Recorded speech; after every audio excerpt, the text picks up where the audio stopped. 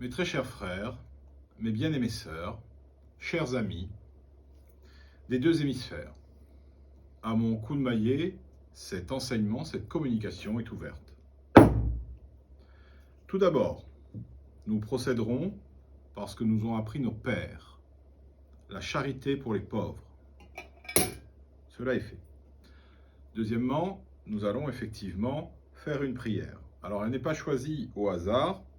Cette prière va être lue dans tout simplement une Bible qui s'appelle la Bible Tob, qui est une Bible œcuménique et qui est accessible pour un prix correct n'importe où. Je ne suis pas actionnaire, soyons bien d'accord, dans la Bible Tob ni dans aucune autre Bible.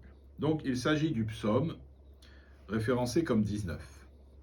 Nous allons donc effectuer cette prière ensemble et je dédicace cette prière pour l'île de la Réunion où je réside, pour tous les Réunionnais et toutes les Réunionnaises présentes sur l'île ou en diaspora, pour toute la zone et le bassin indo-océanique, donc pour nos amis et frères du bassin indo-océanique, mais également en Océanie, je pense là à nos amis et frères aux Philippines, entre autres, et également à tous ceux qui veulent tout simplement marcher dans la voie de la rectitude, à la hauteur de leur capacité, dans la voie de la bienveillance, dans la démarche sincère d'une recherche pour se mettre en conformité dans ses pensées, dans ses paroles, dans ses actions, avec le Dieu de leur cœur, le Dieu de leur compréhension.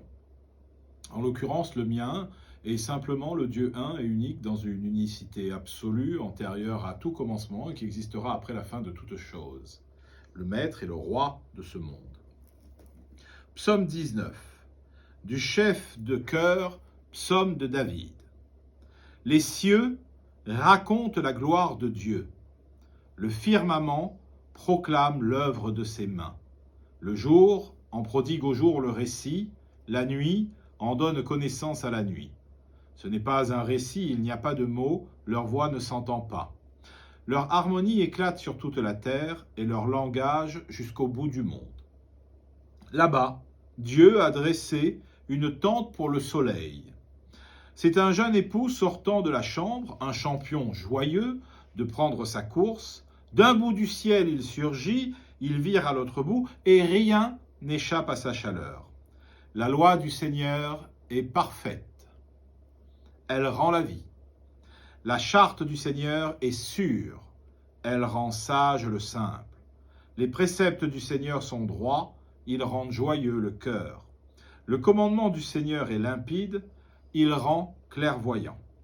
La crainte du Seigneur est chose claire, elle subsiste toujours. Les décisions du Seigneur sont la vérité, toutes elles sont justes. Plus désirable que l'or et quantité d'or fin, plus savoureuse que le miel nouveau, ton serviteur lui-même en est éclairé. Il trouve grand profit à les garder. Qui s'aperçoit des erreurs? Acquitte-moi des fautes cachées. Éloigne aussi ton serviteur des orgueilleux, qu'il n'ait pas d'emprise sur moi, alors je serai parfait et innocent d'un grand péché. Que les paroles de ma bouche et le murmure de mon cœur soient agréés en ta présence, Seigneur mon roc et mon défenseur. Donc c'est le psaume 19 qui, dans cette version de la Bible Tob œcuménique, se trouve en page 834-835. Je vous encourage évidemment à vous procurer une Bible, quelle qu'elle soit, afin de l'étudier. Bien, ce soir, nous allons aborder ensemble le grand ordre égyptien. Alors, le grand ordre égyptien, dont le président, en l'occurrence du souverain grand conseil du grand ordre égyptien du Grand Orient de France, était notre frère Ludovic Marcos de 1951 à 2018, lorsqu'il nous a par la suite tout simplement quittés. Il y avait Jean Lozia qui a été succédé par Patrick Bertrand, donc premier patriarche grand conservateur. Et justement, c'est bien Patrick Bertrand, premier patriarche grand conservateur, que je vais vous citer textuellement, lequel s'exprime dans une revue qui s'appelle Arcana, dans la revue numéro 12 du mois d'avril 2024, revue du Grand Ordre égyptien du Grand Orient de France, et qui nous dit deux choses. La première, il est fait mention, dans le cadre de cette revue, des rites égyptiens qui, en franc-maçonnerie, se distinguent ou se distingueraient par leur référence à l'imaginaire, les mythes et la cosmologie de l'Égypte antique, cherchant à incarner, transmettre sa sagesse perçue comme étant d'origine très ancienne. Bon, c'est un premier point sur lequel des spécialistes peuvent discuter autant qu'ils veulent. En tout cas, nous avons là la pensée, clairement, du premier patriarche grand conservateur du Grand Ordre égyptien actuel, du Grand Orient de France. Bien. Ce qui nous intéresse le plus est surtout ce qu'il dit, ce qu'il écrit textuellement, et qui dit la chose suivante. Le chevalier de l'aigle rouge, je vous expliquerai après ce que c'est et les degrés. Le chevalier de l'aigle rouge est, EST, le chevalier de l'aigle rouge est un degré marqué par l'astrologie de tradition et la kabbale du Sefer Yetzira dans le rite égyptien. Donc, qu'on soit bien d'accord, mes frères, mes sœurs, et vous qui nous regardez. Ces mots qui viennent de sortir de ma bouche ne sont pas de moi. Je cite le premier grand patriarche conservateur du Grand Ordre égyptien du Grand Orient de France, en l'occurrence, notre très sublime frère, Patrick Bertrand, qui a succédé à notre très sublime frère Jean Loza, lequel a donc clairement écrit que le chevalier de règle rouge est un degré marqué par l'astrologie de tradition et la kabbale du Sefer Yetzira. Très bien. Eh bien écoutez, je suis 100% d'accord avec lui, mais je suis 1000% d'accord avec lui. Seulement ce que je ne comprends pas intellectuellement et que j'aimerais qu'on m'explique, c'est pourquoi certains, se revendiquant d'être des grands détenteurs ou grands maîtres du rite, en l'occurrence de l'aigle rouge, du chevalier de l'aigle rouge, affirment, lorsque je dis clairement que l'astrologie et la kabbale du Sefer Yetzira sont présents, affirment que ces mots qui sortent de ma bouche sont une ineptie et qu'ils sont faux. Mais écoutez, mes chers amis, il faut que vous vous mettiez peut-être un peu à l'étude et que vous arrêtiez de parler dans le vide, d'accord? Ces mots, s'ils sont faux, c'est votre propre premier grand patriarche conservateur du rite que vous êtes en train de dire qu'il est un menteur. Mais je trouve ça très grave. Je pense d'ailleurs que le Grand Ordre égyptien et le Grand Orient de France devraient s'intéresser aux inepties que racontent des membres qui sont chevaliers de l'aigle rouge en allant en totale contradiction avec leur plus haute autorité initiatique, membres du Grand Orient de France. À partir de là, je me base sur ce qu'a déclaré notre très sublime frère Patrick Bertrand, et je vous le dis clairement, avec qui je suis 100% d'accord sur ce point. En tout cas, on parle là de l'astrologie et de la kabbale du Sefer Yetzira. Donc, il est clair, nous sommes en harmonie. Je n'ai jamais rencontré Patrick Bertrand. S'il me voit, je le salue fraternellement. Mon frère, je te salue, je suis d'accord avec toi en plus, donc tout le monde est content, tout le monde est heureux. Mais je t'informe, mon frère, qu'énormément de personnes disent que ce que tu dis, c'est du n'importe quoi. Ah oui, excuse-moi. Par contre, ils disent que, comme je dis la même chose que toi, mais comme ça vient de ma bouche, du coup, c'est du n'importe quoi. Peut-être qu'ils te diront, comme ça vient de la tienne, que c'est de la réalité. Quoi qu'il en soit, partant de ce principe que l'astrologie est bien le fondement, un des fondements et la kabbale du Sefer Yetzira, on va donc parler sur ces deux points précis. Et c'est la raison pour laquelle nous avons pris le psaume 19, qui justement, dans son étude initiatique et mystique, fait référence à quoi ? Eh bien, tout simplement, les cieux, c'est-à-dire, c'est bien l'étude, logos, étude des astres, les cieux racontent. Ils racontent quoi? La gloire de Dieu. L'astrologie de tradition parle de quoi? Alors, si elle ne parle pas un tout petit peu de Dieu, il faudra m'expliquer qu'est-ce que vient faire la kabbale là-dedans, qui, elle, par contre, est une science qui est 1000% basée sur Dieu. Donc, quelle que soit la kabbale, qu'on soit bien d'accord. Depuis Pic de la Mirandole au XVe siècle et sa kabbale chrétienne, ou les premiers pères avec Rabbi Shimon Bar Yochai et tous ceux qui sont passés dans la version du Gras, d'ailleurs, sur le Sefer Yetzira qu'on va voir. Écoutez, on fait simple. On ne peut pas dissocier Dieu de la kabbale.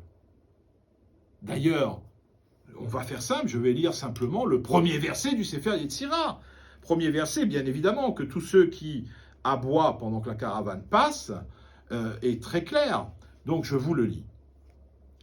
Bashloshim ushtaim netivot peliot chorkma rakatia Hashem tsevakot Elokai Israël Elokim Haim Umelech Olam El Shakai Rahum Veranun Ram Venisha Shoren Ad Marom Vekadosh Shemo Uvara Et Olamo Bishlosha Sefarim Be Sefer Vesepar Vesipur. Premier verset du Sefer HaYetzira, version là en l'occurrence du Rabbad. Ah oui, je comprends. Je vous prie de m'excuser. Comme vous êtes des spécialistes de l'Aigle Rouge et de la Kabbale, il est évident que vous avez compris ce que j'ai lu là en hébreu. Ça s'appelle le Sefer HaYetzira, il a été lu en hébreu. Mais je vous rassure, j'ai cherché une traduction un peu plus accessible en français de ce premier verset. Donc on va le voir ensemble. Par 32 voies mystérieuses de sagesse, Dieu, le Dieu d'Israël, Dieu vivant, Dieu tout-puissant, élevé et sublime, habitant l'éternité et dont le nom est saint, a tracé et créé son monde sous 3 formes, dans l'écriture, le nombre et la parole. C'est ce qu'on appelle le Sefer, le Sipar et le Sipur. Mais 10 nombres primordiaux, 22 lettres fondamentales, dont 3 principales, ainsi de suite. Bien. Mais attendez, j'ai pas bien compris. Comment peut-on vouloir occulter là Dieu, tout en même temps en affirmant que c'est la Kabbale qui est la source dans le Sefer Yetzira de l'étude de ce degré fondamental avec l'astrologie, mais pour l'instant on ne voit pas l'astrologie. Et lorsqu'on étudie le premier verset du Sefer Yetzira, je viens de vous traduire en français, qu'est-ce qu'on nous dit? Que par 32 voies mystérieuses de la sagesse, d'accord, Dieu, le Dieu d'Israël, le Dieu vivant, le Dieu tout-puissant, on dit que Dieu a. Alors, j'aimerais que vous m'expliquiez un jour, je ne parle pas là des maîtres qui, à mon avis, ne sont pas au courant de ce qui se passe dans l'océan Indien ou à la Réunion. Je parle là de ceux qui, ici, aboient et ne font que cela. Ça s'appelle comme ça. Critiquer, l'a dit, l'a fait, médire, être malveillant dans ses propos. Mais qu'est-ce que vous connaissez? Qu'est-ce que vous avez étudié? Quelle est votre connaissance? Vous critiquez vos propres maîtres. Vous devriez avoir honte de porter vos tabliers et vos décors. D'ailleurs, moi, je n'ai pas voulu en porter ce soir dans cette vidéo, parce que je n'ai pas envie qu'on soit passé sur un pied d'égalité. Bien. Alors, si effectivement, Patrick Bertrand, premier grand patriarche du Grand Ordre égyptien du Grand Orient de France, affirme dans la revue numéro 12 d'avril 2024 qu'il a sorti que le Sefer Yetzira est la base fondamentale avec l'astrologie traditionnelle, et que le Sefer Yetzira commence simplement par quoi? Tout d'abord affirmer que Dieu, son existence bien évidemment, a fait, et que vous, ici, vous êtes capable de dire et de raconter dans des temples que moi, je déblatère des idioties, eh bien, je pense que vos maîtres devraient vous sanctionner, voyez-vous. Ce serait quelque chose de juste. Bien, nous allons continuer. Parce que de toute manière, même en français, je ne pense pas que vous ayez compris la signification profonde de ce chapitre, qui, pour votre information, nécessite un maître et des années d'études.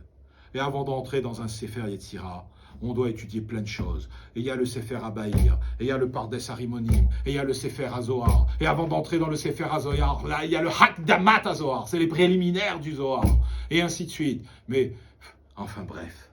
Alors, voyons un peu. Moi, je fais ça. Je cite, ça ne vient pas de moi. Ceci est le rituel du maître égyptien patriarche d'Isis, 27e degré du Grand Ordre égyptien. Donc le voilà, on est bien d'accord que c'est le rituel du 27e degré. C'est pas Stéphane Brett. Bien. Comme j'affectionne quand même quelques authentiques grands maîtres du Grand Orient, je ne révélerai pas leur rituel. Mais, par contre, je vais juste citer ce qui se trouve en page 21 sur 28, lorsque le premier mystagogue, qu'on appelle un Sérapis, dit, voilà, je vous laisse voir, dans le rituel, dit ceci. Illustres frères, gardons présent en nos esprits que l'étude et le développement de la connaissance ne peuvent se faire sans labeur, sans la pratique des vertus. Revenons à l'humilité du maçon, les travaux sont suspendus. Alors, à moins que vous ayez été capable de redéfinir le mot vertu dans une nouvelle forme d'approche, lequel est défini dans des degrés antérieurs. Il me semble par exemple qu'au Chevalier Rose-Croix, on parle bien de la foi, de la charité et de l'espérance. Il me semble qu'au premier degré d'apprenti, certes, sagesse, force, bonté sont là, mais on parle bien de la charité. Il me semble que dans le temple de la Grande Loge Unie d'Angleterre, et dans les premiers degrés de la Grande Loge Unie d'Angleterre, eh bien, on parle bien de la charité. Donc, à moins que vous ayez redéfini encore une fois les mots, il me semble que le mot vertu, parce que c'est ce qui est dit dans le rituel égyptien, hein, nous sommes là pour élever un temple à la vertu et creuser un tombeau pour les vices. Il me semble quand même que dans le 27e degré, c'est bien à cela qu'on nous appelle. Et on nous appelle à quoi?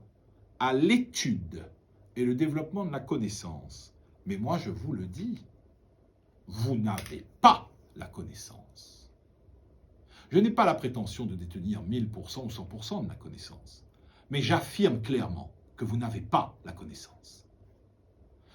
Et si vous le souhaitez, on n'a qu'à aller tous ensemble sur un plateau télé devant 70 millions de Français, ou 800 000 Réunionnais, et on verra bien qui a la connaissance, vous ou moi. Par contre, venez en groupe, hein, parce que ça ne sera pas de trop pour échanger sur le sujet. Là, nous étions dans le 27e degré du collège égyptien. Très bien, du Grand Orient de France.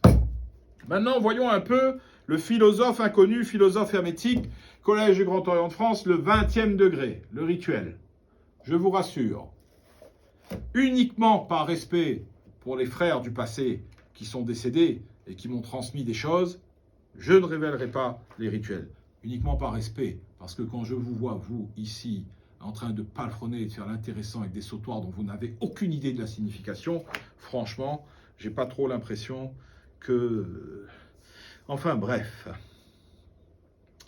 Qu'est-ce qui nous est dit, tout simplement, dans ce rituel du 20e degré? Alors... Non. Allez, ça c'est... Allez, passons directement au rituel du 12e degré. Tant qu'à faire, c'est ce qui nous intéresse, c'est pas la peine. Voici le rituel du 12e degré, chevalier de l'aigle rouge du grand ordre égyptien du Grand Orient de France. Alors, qu'est-ce qu'on va regarder? Une page précise. On est en page 10 sur 59. La voilà. Page 10 du rituel sur 59. Bien, je pense que vous l'avez bien vu. J'ai demandé à un de mes élèves, qui n'est vraiment pas le meilleur en calligraphie, de bien vouloir m'inscrire à côté du premier gardien du seuil qu'on appelle Gabriel, qui est l'ange Gabriel, de bien vouloir m'écrire comment est-ce qu'on écrit le nom de Gabriel en hébreu. Et il me l'a écrit, et il me l'a bien écrit. Et puis je lui ai demandé, je lui ai dit, dis-moi, dans ce rituel-là, en hébreu, qu'est-ce que tu lis? Il me dit, bref, je ne vais pas citer. Je lui ai dit, mais est-ce qu'il y a une faute d'orthographe ou pas pour toi? Il me dit, oui. Je lui ai dit, qu'est-ce qui manque? Il me dit, le resh. Ah, il manque le resh. D'accord. Eh bien, il s'avère que lorsque j'ai fait la remarque qu'il fallait corriger, je vous remontre le passage. Alors, comme c'est dans l'autre sens, voilà. Là, vous avez le nom de l'ange ou archange Gabriel. Gabriel qui s'écrit là avec un guimel, un veit, ensuite un aleph et un lamed. Par contre, lorsqu'il est écrit par le moins compétent en calligraphie de mes élèves, il écrit bien avec le resh. C'est-à-dire que Gabriel, il y a un R, et donc ça ne se dit pas Gabi, mais ça se dit Gabri. La réalité, en fait, c'est que dans le beit, il n'y a point de point. Et quand il n'y a pas de point, le beit devient un veit. Donc on ne dit pas Gabri, ni Gabi, mais on dit Gavri. Bien. Alors moi qui ai donné des cours d'hébreu biblique et d'araméen et qui ai préparé plus d'un enfant à la bar mitzvah, je vous pose la question, comment se fait-il que vous avez l'outrecuidance, dans une de mes spécialités, de me dire que je raconte n'importe quoi? Là, ça m'échappe. Moi, je pense en fait que vous êtes nombreux à être très malveillants, mais surtout et par-dessus tout à être ignorants. J'espère quand même que sur ces points précis qu'on aura abordés aujourd'hui, on n'a pas encore fini, les leçons seront suffisamment à la hauteur de votre ignorance pour comprendre à quel point, et c'est du mépris si vous voulez, c'est pas fraternel si vous voulez, mais en attendant, s'il vous plaît, arrêtez de dire des mensonges sur ma personne et sur nos élèves. Nos élèves étudient sérieusement, dans le silence. Ils travaillent et ils ont du respect pour leurs enseignants. Tandis que vous vous pavanez avec des décors, des soi-disant titres, des patentes, mais vous n'y connaissez rien du tout. Quant au Sefer Yetzira, Mazal Tov, je vous souhaite bonne chance pour rentrer dedans. Alors, maintenant, il y a aussi un autre point que notre très sublime frère Patrick Bertrand, en l'occurrence, a évoqué. Là, on a parlé de la Kabbale, du Sefer Yetzira. C'est l'astrologie de tradition. Très bien. Eh bien, écoutez, je suis désolé. On en revient exactement au même problème. Mais lorsqu'on vous dit que l'astrologie fait partie pleinement de l'étude du rite ancien et primitif de Memphis Misraïm, que ce soit en loge bleue ou dans les hauts grades là, du GOE, vous nous dites non, qu'on délire et qu'on raconte des bêtises. Mais votre premier patriarche raconte-t-il des bêtises? Vos grands maîtres chez vous, est-ce qu'ils racontent des bêtises? S'ils n'en racontent pas, je n'en raconte pas parce que nous disons la même chose et nous sommes d'accord à l'harmonie, à 100%. Dans quasiment, pas tous les temples, mais dans beaucoup de temples maçonniques, les 12 signes du zodiaque sont représentés, bon sang de bonsoir, quand vous entrez dans le temple, quand vous franchissez la porte d'Occident, qu'à votre gauche vous avez Jacquin et Boaz en fonction de votre rite, si c'est Memphis ou si RE2A c'est inversé, peu importe, que vous avez une chaîne, une corde d'union et tout machin, vous voyez pas les signes du zodiaque quand vous êtes aveugle? Mais s'ils sont là, c'est pour faire quoi? Décor, pour faire joli, pour faire semblant. Et quand vous faites le l'aigle rouge, vous n'avez pas les signes du zodiaque autour des deux cubes de 54 cm ou 52 en fonction des rites. Un cube, deux cubes qu'on pose avec le blanc, le rouge, le noir, tac, les 7 couleurs qu'on allume, avec là, on n'a pas tout ça là, les signes astrologiques. Mais alors vous êtes non seulement ignorant, mais en plus vous êtes aveugle. Et en plus méprisant. Ben moi j'espère que vos maîtres, en haut de votre pyramide, dans laquelle je ne suis pas, sois bien d'accord, j'espère qu'ils auront quand même la bonne idée, si ce n'est pas de vous rappeler à l'ordre, en tout cas, c'est de vous faire savoir qu'il faut peut-être arrêter de raconter des bêtises sur des personnes qui sont d'authentiques enseignants de la maçonnerie depuis 20 ans. Surtout dans le cadre du rite égyptien, ancien et primitif de Memphis Misraïm. Quoi qu'il en soit, en ce qui me concerne, je recommande très clairement et très fortement aux frères qui ne seraient pas dans ces mouvances de l'a dit l'a fait, de médire et de critiquer, d'essayer de me porter préjudice, ceux qui sont dans une vraie voie, parce qu'il y en a quand même, encore heureux, de démarche initiatique, eh bien je leur recommande d'acheter la revue Arcana, numéro 12 d'avril 2024, revue du Grand Ordre égyptien. Donc mes frères du Grand Orient de France, achetez cette revue s'il vous plaît. Je ne sais plus, 10, 12, 15, 20 euros, peu importe, 15 euros je crois. Et puis lisez ce que vous dit votre maître, votre président, votre premier patriarche grand conservateur, notre très sublime frère Patrick Bertrand, qui a succédé à Jean Lauza, et avec qui je suis 100% d'accord sur ce qu'il dit. Voilà. Donc, ayant, je pense, fait le tour du sujet, on va pouvoir le conclure. Je tiens à faire savoir à nos frères et sœurs que les enseignements continueront bien évidemment. En ce moment, on a quand même pas mal de choses à faire, donc on fait pas mal de choses en bilingue, même en trilingue. J'ose espérer que bientôt, on aura la possibilité de mettre en place effectivement une chaîne totalement en anglais, une autre totalement en allemand. Nous sommes en train de travailler là-dessus. Ça ne se fait pas en 2 jours. C'était donc votre frère Stéphane Joseph Brett, né le 11 septembre 1975, résident à l'île de la Réunion, grand patriarche conservateur du rite ancien et primitif de Memphis Misraïm, 95e degré du RAPMM et également 33e aussi, qu'il a reçu du GOE. J'ai dit